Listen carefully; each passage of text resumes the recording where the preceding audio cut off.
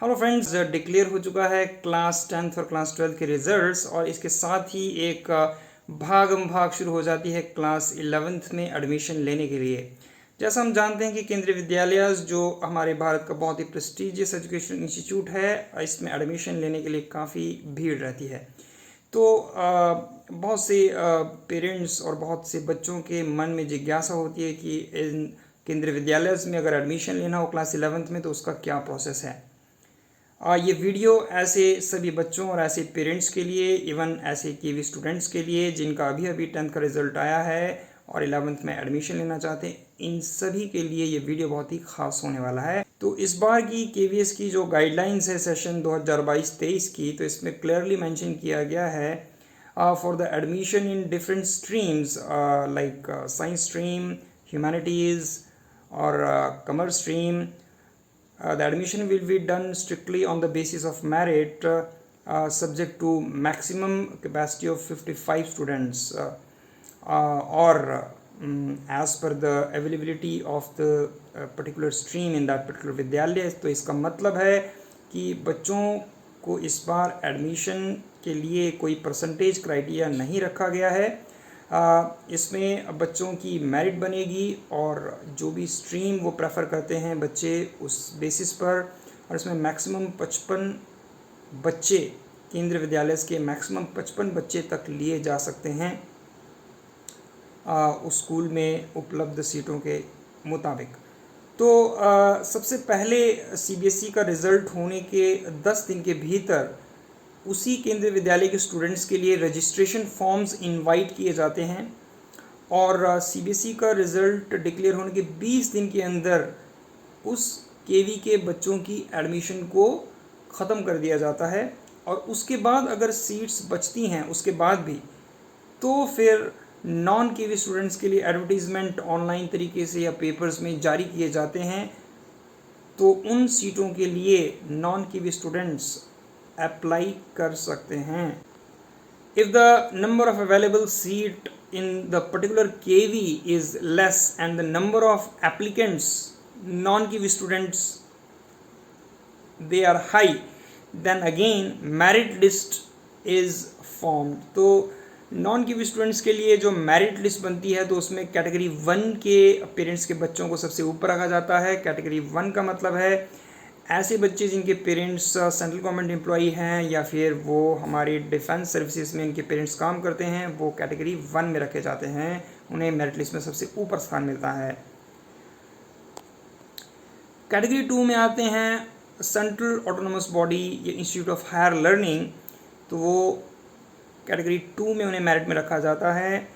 और कैटेगरी 3 में state government employees के बच्चे रखे जाते हैं और कैटेगरी 4 में स्टेट ऑटोनोमस बॉडी में जिनके पेरेंट्स काम करते हैं उनके बच्चों को रखा जाता है। और कैटेगरी 5 में रखा जाता है ऐसे पेरेंट्स के बच्चे जिनका अपना प्राइवेट बिजनेस है या जो फार्मर्स हैं या फिर वो एंटरप्रेन्योर्स हैं, मतलब जिनका खुद का अपना बिजनेस है।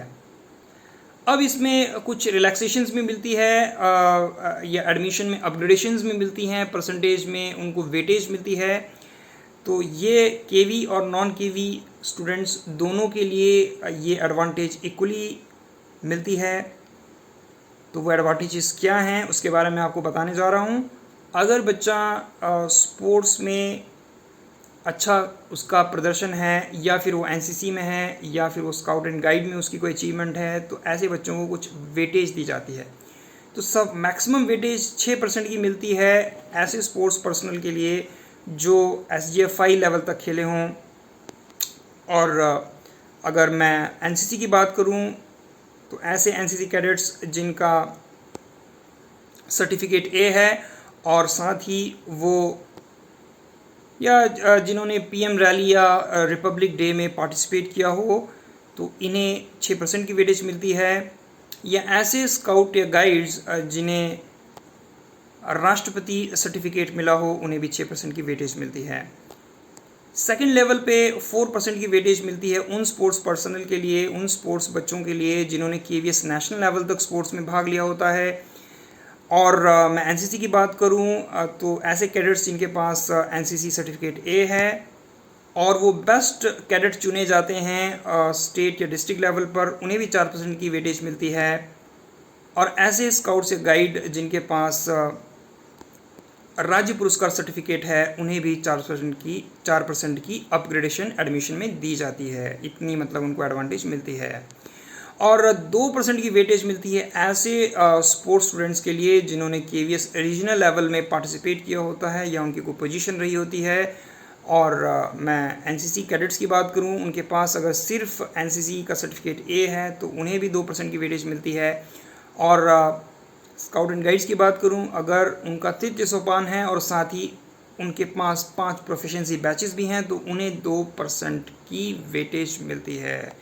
अगर कोई ऐसा स्टूडेंट है जिसके पास एक से ज़्यादा कैटेगरीज में कंसेशन मिल रही है तो उनको कंसेशन जो है उस कैटेगरी की मिलती है जिसमें उसे मैक्सिमम एडवांटेज मिल रही है। मतलब कि हर कैटेगरी के कंसेशन को ऐड नहीं कर सकते हैं, मैक्सिमम 6% की बच्चे को एडवांटेज मिल सकती है for admission in class 11th। साथ ही अगर विद्यार्थी SC ST या OBC कैटेगरी से बिलोंग करता है या फिर वो दिव्यांग है मतलब PH कैटेगरी से बिलोंग करता है तो ऐसे बच्चों को भी for the admission in class 11th up to 4% की वेटेज दी जाती है। और इसके अलावा PM केयर वेलफेयर स्कीम के अंडर ऐसे बच्चे जिनके पेरेंट्स कोविड-19 की वजह से जिन पेरेंट्स ने जान गंवाई है तो ऐसे बच्चों को टोटली जो है ट्यूशन फ़ीस में इसमें माफ़ी दी गई है, उनकी फ़ीस माफ़ की गई है। ये कक्षा पहली से लेकर के 12वीं तक सभी बच्चों के लिए अप्लाई है। और अगर ऐसा बच्चा केवी में एडमिशन लेना चाहता है तो उसकी power with the power of district magistrate ऐसे केवी में 10 बच्चों की एडमिशन की जा सकती है। और हर क्लास सेक्शन में मैक्सिमम 2 बच्चे जो हैं इसमें कैटेगरी के अंदर एडमिट किए जा सकते हैं। ये एक नया क्लॉज है। तो मैं आप लोगों को एक बार फिर से बता दूं कि केवी के बच्चे जैसे ही आज 22 जुलाई 2022 को CBSE का रिज़ल्ट डिक्लेयर हो चुका है तो 10 दिन के अंदर आपके स्कूल्स आपसे रजिस्ट्रेशन फॉर्म्स इनवाइट कर लेंगे। उसमें आपको ऑप्शन फॉर्म मिलती है, आपको अपना डिज़ायर्ड सब्जेक्ट जो है वहाँ पे आपको टिक करना होता है with the consent of your parents. और आपको उसमें अपनी डिटेल्स भरनी होती हैं, अपना एड्रेस, अपना नाम, आपके 10th में जो भी परसेंटेज है सब्जेक्ट्स में, मैथ्स और साइंस में पर्टिकुलरली आपकी क्या परसेंटेज क्राइटेरिया रही है, वो सारी डिटेल भरने के बाद आपके पेरेंट के साइन होने के बाद आप उसे भर देते हैं। और उसके बाद फिर CBSE का रिज़ल्ट डिक्लेयर होने के 20 दिन के अंदर आपका स्कूल आपका मेरिट लिस्ट जारी कर देता है। और उस मेरिट लिस्ट में अगर आपकी डिज़ायर्ड ऑप्शन नहीं मिलती है आपको तो फिर आपको दूसरे स्ट्रीम में जो भी स्ट्रीम उस स्कूल में अवेलेबल है उसमें आप एडमिशन लेने के लिए एलिजिबल हो जाते हैं। अब मेरिट लिस्ट में भी कुछ टेक्निकलिटीज़ हैं जिसके बारे में बच्चों को जानकारी होनी चाहिए। सबसे पहले मेरिट लिस्ट में देखा जाता है अगर बच्चे के परसेंटेजेस सेम हैं तो सेम स्ट्रीम में 2 या 2 से ज़्यादा बच्चे एडमिशन चाहते हैं लेकिन सीट्स वहाँ पे कम हैं तो इसमें ऐसे डिसाइड किया जाता है कि जिस बच्चे के मैथमेटिक्स में सबसे ज़्यादा हैं उसे प्रेफरेंस मिलती है।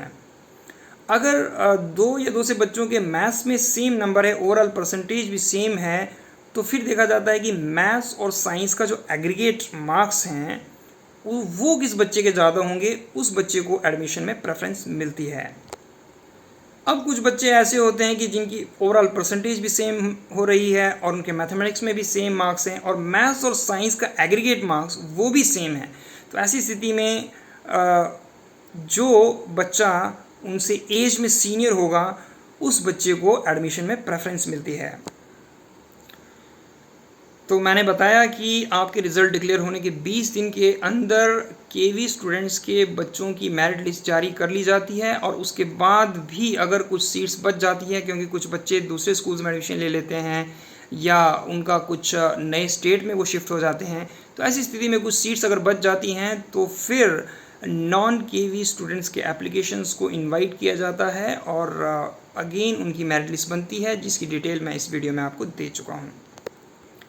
अब मैं आपको जानकारी देने जा रहा हूँ कि आपको किन डॉक्यूमेंट्स और किन सर्टिफिकेट्स के साथ स्कूल में जाना होता है जब आपको रजिस्ट्रेशन फॉर्म अपना स्कूल में सबमिट करना होता है। सबसे पहले आप रखेंगे सीबीएसई की वेबसाइट के द्वारा डाउनलोड किया गया वो मार्कशीट की कॉपी, और साथ ही आप रखेंगे अपना आधार कार्ड की कॉपी और उस पर सेल्फ अटेस्ट कर दीजिएगा अपने पेरेंट्स के साइन के माध्यम से, और क्लियरली लिख दीजिएगा this copy of Aadhaar is for the purpose of admission in class 11। ये बहुत ही ज़रूरी है आपके आधार की सेफ्टी सिक्योरिटी के लिहाज से, ताकि इसका कोई गलती से मिसयूज़ ना कर पाए।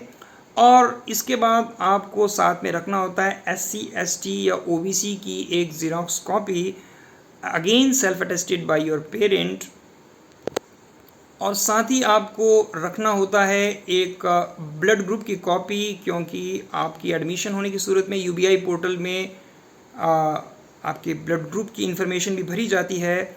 और साथ ही आपके पास होना चाहिए एक फंक्शनल ईमेल आईडी, इसको भी हम एडमिशन के समय में UBI में इसकी एंट्री हम करते हैं। और साथ ही आपको 2 फंक्शनल व्हाट्सएप नंबर वाले कॉन्टैक्ट नंबर आपके फॉर्म में दर्ज करने चाहिए, जिसमें से एक नंबर आपके पेरेंट का हो और दूसरा नंबर स्टूडेंट का खुद का भी हो सकता है या उनके फादर या मदर में से किसी और का हो सकता है। तो ये बहुत ही ज़रूरी हो जाता है, क्योंकि कभी किसी एक नंबर पे कांटेक्ट ना होने की सूरत में बच्चे को दूसरे नंबर पे कांटेक्ट किया जा सकता है। और इसके साथ ही बच्चों, आपको अपना लेटेस्ट कलर्ड फ़ोटो आपको फॉर्म में लगाना होता है। तो इसके लिए आपको 1 या 2 कॉपीज़ अपने पासपोर्ट साइज़ फ़ोटो की ज़रूर रखनी चाहिए।